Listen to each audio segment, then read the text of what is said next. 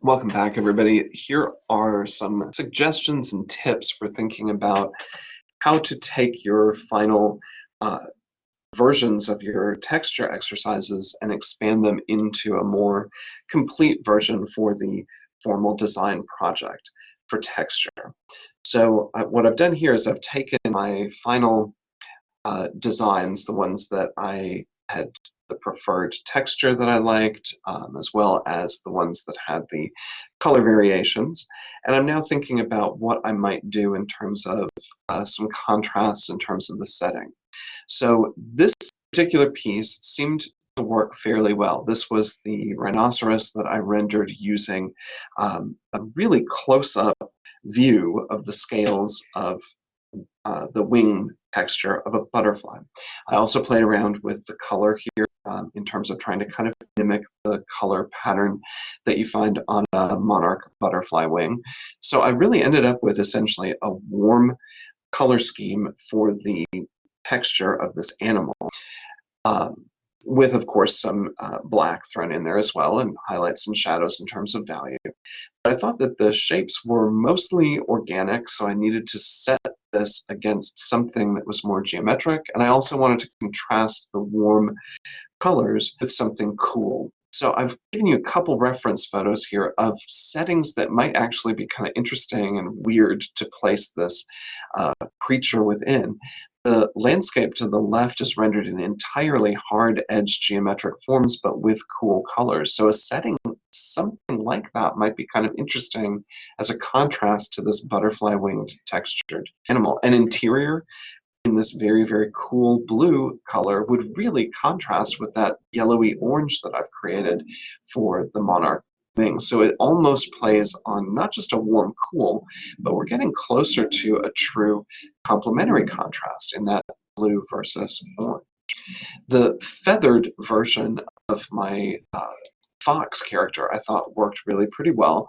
But I really liked the idea of how dark those crow feathers really are. So I wanted the contrast here to not only be a contrast in color, but in value. So I thought perhaps placing him against either snow, the soft curves of snow on mountains, or soft clouds would really work pretty well. So I added a little bit of a tone of a warm orangish red into this feather design so I could contrast it a little more with the blue. So that red-orange that's in his wing, or in the feathers on his back, rather, should contrast pretty nicely with a cool blue. This one is maybe a little too on the nose, a little too obvious. I mean, putting a fish in water, but I had rendered that texture with very, very rigid, geometric, straight lines to create that feeling of industrially woven carpet. So perhaps the water might not be the best choice of a setting as it is a natural place for this character to be, but the mountains certainly are not. In both cases, though, you can see that these images really do rely on organic shapes that would contrast with my geometric lines and shapes in the carpet texture. And those cool colors would really contrast with that awful sort of 70s texture pattern I was giving the fish by rendering him with yellows and oranges. This one I think would be a really potentially fun one to play with. The iguana scales that I was using for this elephant version, rendered in a very cool yellow and green, really did kind of bring out the geometric, harder edges of the scales. I thought it would look interesting against something that had softer curves in a warm color scheme. Fire might actually be kind of an interesting background to contrast with this figure as well. The rope version of the alligator had lots of organic curves, and I wanted to keep it as natural looking as possible. It looked kind of like a hemp rope. I thought a yellow-orange something in a brown natural color would make sense. So then that warm color needed to contrast with something cool. The organic curves needed to contrast with something geometric. So something like this stark modern architecture I thought would really work well as a idea generator. The pufferfish, as rendered with a leaf texture, to me really did work well against something warm, particularly red. That red-green complement is interesting. But I wasn't thrilled about floating him against just these squares and rectangles, perhaps something really alien. I mean, a fish literally out of water in a desert where there's no water rendered in warm tones might really work, or inside this very modernist mid-century furniture and architecture of that interior room might work really well. The metal gold version of the wolf I thought would be good against something aquatic, especially something that had lots of organic curves or circular movements. The background created there by that jellyfish might be kind of an interesting contrast, using another animal even as a textural placement background setting that would really contrast with what's going on with the wolf. The bricks flowing over the surface of this hippo or rhinoceros hybrid, I thought really did seem to work well against something that was a little smoother and cooler, perhaps the surface of water. But it might also be interesting to put in a real setting beyond just the water. What if there were mountains and trees? So a landscape setting that would contrast with man-made brick might work really well here, both in terms of a contrast of the lines and shapes and textures, as well as the color scheme. The rooster done in a tree bark texture I thought would be kind of interesting to be against something really truly smooth. I was thinking more of a sky initially, but contrasting him with something that would give us a little more color contrast, like the complement of yellow purple might really work here.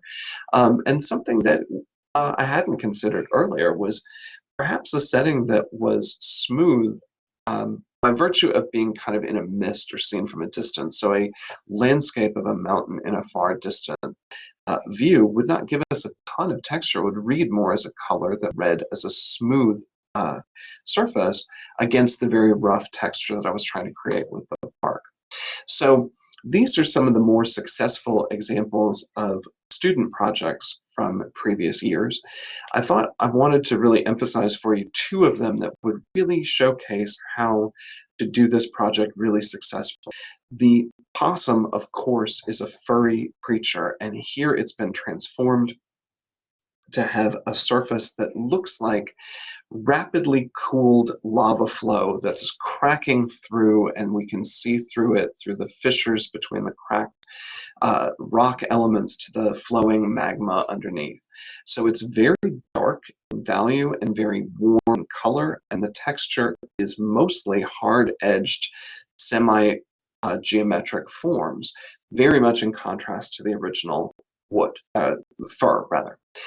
When you look at the background setting that this student put this strange creature in, it contrasts in a really beautiful way. The background is done primarily with organic lines and shapes in very, very pale values, light values, and very, very cool colors. So we also have a literal contrast of hot lava versus cool snow. So this one works on a conceptual level, it works on a color contrast level, it works on the contrast of lines and shapes, but also beautifully in terms of the contrast of the color scheme.